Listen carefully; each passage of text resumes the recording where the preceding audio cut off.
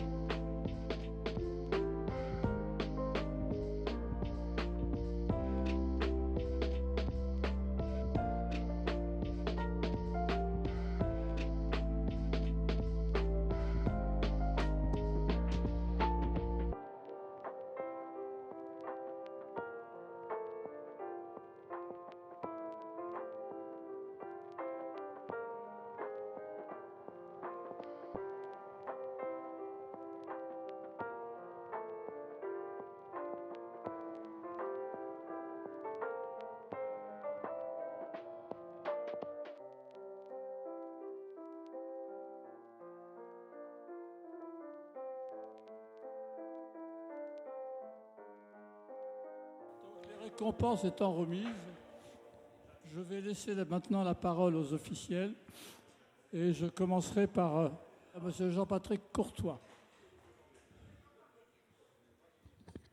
Monsieur le Président, Madame la Secrétaire Générale, Mesdames, Messieurs, chers amis, un mot pour vous dire le plaisir et la joie que j'ai avec l'équipe municipale et mon ami Hervé Reynaud et Jean Paye-Bien et Patricia Tavernier ici, de vous accueillir dans ce complexe qui a fait honneur il y a quelques semaines avec un immense défilé dont tous les Mâconnais se souviennent et se souviendront pendant de longues années.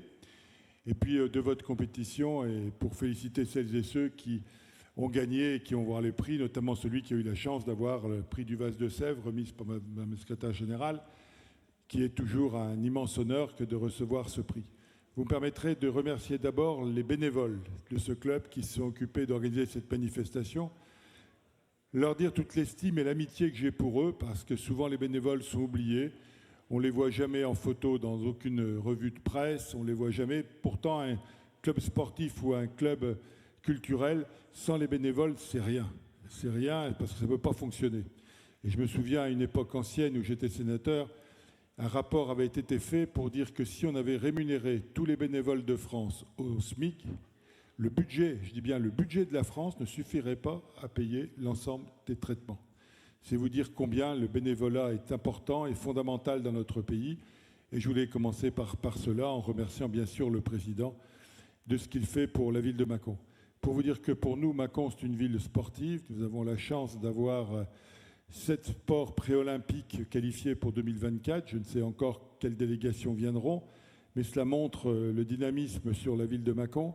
Et vous dire que pour une ville de 35 000 habitants, nous avons 15 000 licenciés dans des sports tout à fait divers, et chez vous aussi, naturellement, Monsieur le Président. C'est pour vous dire les investissements que la ville fait. Et lorsque je recevais la semaine dernière la ministre des Sports, j'ai fait remarquer que depuis 2001, qui est la date à laquelle j'ai pris la tête de cette mairie, eh bien, nous avions investi 50 millions d'euros, je dis bien 50 millions d'euros en 20 ans, sur la ville de Mâcon pour le sport. C'est-à-dire que cet effort extrêmement important permet à toutes celles et ceux qui veulent faire un sport de pouvoir le pratiquer, mais surtout à la ville de Mâcon de pouvoir accueillir maintenant de nombreuses entreprises, parce que nous avons le bénéfice de nos investissements qui fait que des industriels veulent venir parce que la ville de Mâcon est une ville sportive et une ville culturelle. Donc je voulais vous souhaiter la bienvenue, vous dire que vous êtes, mesdames, messieurs, ici chez vous, que nous vous attendons prochainement pour de nouvelles compétitions et puis que nous croisons tous les doigts pour Paris 2024. Merci beaucoup.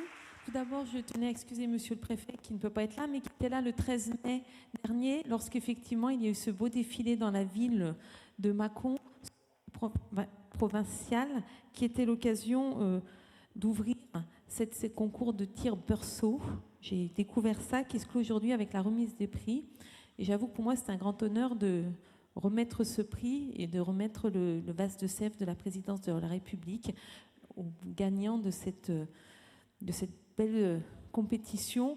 J'ai pu y découvrir effectivement les difficultés à 50 mètres, la taille de la cible, et je suis tout à fait impressionnée par les résultats que vous avez pu avoir. J'avoue que ce n'est pas du tout un sport que je connais, et pour le coup, j'ai vu des choses vraiment impressionnantes quand on sait que vous tiriez à partir de 50 mètres. C'est au moins aussi pour moi l'occasion de féliciter la Compagnie des Archers de Mâconnais pour l'organisation de cette compétition, de cette cérémonie, qui se déroule rarement en province, m'a-t-on dit, puisque les terres d'élection de ces compétitions sont plutôt l'Île-de-France ou la Picardie. Donc bravo à vous, bravo à tous les bénévoles qui ont participé pour permettre la réussite de cet événement qui était très important. Et on sait que vous êtes impliqués. Et bravo à tous les tireurs à l'arc qui pratiquent cet art et ce sport. Un art, puisque je crois que le tir Beursault est reconnu comme patrimoine immatériel français, et un sport à l'aube des Jeux Olympiques. Je crois que nombre de tireurs à l'arc sont prêts, vont suivre avec passion cette compétition à venir. On espère tous avoir quelques chances, bien sûr, puisque nous avons quand même quelques titres mondiaux aujourd'hui dans ce sport. Et ces Jeux Olympiques sont l'occasion de vraiment mettre un focus sur tous les sports qui sont pratiqués en France. La Saône-et-Loire participe activement à cette implication dans ces Jeux Olympiques et Paralympiques, avec 45 établissements scolaires labellisés Génération 2024, 5 centres de préparation aux Jeux Olympiques et Paralympiques et 15 collectivités labellisées Terre de Jeux comme Mâcon. Donc merci encore à tous de pratiquer ce sport, de le mettre en avant. Bravo à tous, bravo à l'organisation, bravo à l'organisation et merci pour tout. Merci. Mesdames, Messieurs, je vous salue. Alors, en organisant un bouquet à Mâcon, quand la fédération a accepté, c'était un pari, on le savait. Et c'est un pari gagné, parce que vous êtes là aujourd'hui, et ça, je remercie tous ceux qui ont fait le déplacement. Ce n'était pas évident dans les conditions actuelles, mais surtout, il y avait quand même 2500 archers, de mémoire à peu près, en tout cas, pour le bouquet. Et ça, c'était quelque chose d'extraordinaire. Ça prouve que l'attachement des archers à la tradition. Alors aujourd'hui, j'étais en comité directeur hier, et les choses vont évoluer. Il faut qu'elles évoluent pour des tas de raisons qui sont en particulier le contrat républicain. Donc nous avons voté hier 2 choses importantes pour nous. Un nouveau règlement de tir Beursault, tout simplement, alors il n'y a pas de révolution, il y a une mise à jour, parce que le règlement de notre discipline devait avoir à peu près 80 ans. Donc il était un peu obsolète, il a été remis dans l'ordre. Alors vous l'aurez bientôt en publication. Ce n'est pas la fédération qui l'a fait comme ça, hein. Ça a mis beaucoup de monde à contribution pour le remettre dans l'ordre et vérifier que tout soit bien. En petit exemple, si vous voulez, la carte Beursault n'était pas décrite dans le règlement. Donc c'était quand même un petit peu embêtant, il n'y avait même pas son diamètre, enfin, il y avait des tas de choses qui n'allaient pas. Donc on a remis ça dans l'ordre. Et puis on a changé le règlement pour la qualification au championnat de France. Nous avions un problème qui était qu'il n'y avait que 19 départements qui avaient l'obligation de participer au bouquet pour pouvoir tirer le championnat de France. Ça, c'est quelque chose que nous ne pouvons plus avoir parce que c'était discriminatoire. Donc il a fallu le remettre. Donc à partir de l'année prochaine, il n'y aura plus d'obligation de présenter le drapeau, mais le bouquet provincial, c'est la fête des archers. Et donc, quand on va à une fête, je pense qu'on n'y va pas par obligation, mais on y va parce que c'est notre fête, c'est la fête des archers, c'est celle qui est inscrite au patrimoine immatériel français et qu'on aimerait bien faire inscrire à l'UNESCO. Donc je compte sur vous l'année prochaine où ce sera à Saint-Maximin. Et pour la qualification au championnat de France, vous aurez toujours une qualification à faire, mais vous aurez l'obligation de faire 2 tirs. Un tir de Beursault, de championnat, et un tir du bouquet provincial, et ça, ce sera pour toute la France. Donc cette année, et c'est pour ça que depuis 2 ans, nous nous efforçons au sein de la commission de faire ouvrir des jeux d'arc partout.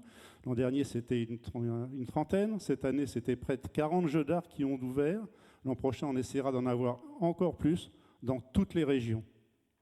Et donc, on va bientôt avoir une réunion là-dessus avec tous les présidents de ronde de France pour faire ouvrir des jeux d'arc. Cette année, il y en a eu à Barcelonnette, il y en a eu à côté de Toulouse, il y en a eu dans l'Est, il y a eu des jeux ouverts partout. Et donc, nous comptons sur vous aussi pour diffuser cette demande, pour que ça nous revienne et que la commission puisse faire ouvrir avec Saint-Maximin les jeux d'arc.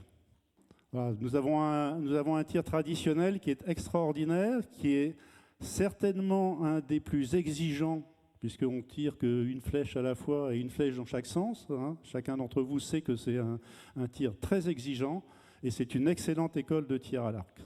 Donc en tout cas, merci d'avoir tiré. Plus de 1500 tireurs ont tiré cet été. Donc espérons que l'année prochaine, on dépassera encore ça. Et moi, je vous attends pour le prochain bouquet et pour le prochain championnat de France. Eh bien voilà, nous arrivons à la fin. Fin de la cérémonie de remise des récompenses, mais également fin de l'organisation pour ce bouquet provincial. Ce fut une expérience que la compagnie des archers mâconnais se souviendra longtemps, je pense. Une non-préparation de plus d'1 an, avec ses questions, ses incertitudes, mais aussi sa volonté de marquer les esprits, entre autres par la mise en place de temps forts, comme la remise du vase du président de la République. Et je remercie ici le secrétariat général de l'Élysée pour sa réponse suite à notre courrier, ou l'échange des bouquets sur la Seine au-dessus de la Saône. Nous avons voulu que ce premier bouquet provincial, organisé en province, ces termes peuvent faire penser à un paradoxe, soit une porte ouverte pour d'autres compagnies. Et j'en profite pour poser une question. À quand un bouquet provincial en Occitanie, en Franche-Comté, en Rhône-Alpes ou dans le centre? Ce jour-là, nous pourrons dire que nous avons réussi à 100% notre transmission. En effet, c'est une fête de tradition de l'archerie. Mais comme j'ai l'habitude de le dire, tradition ne veut pas dire immobilisme, ou même se limiter à des actions liées au passé.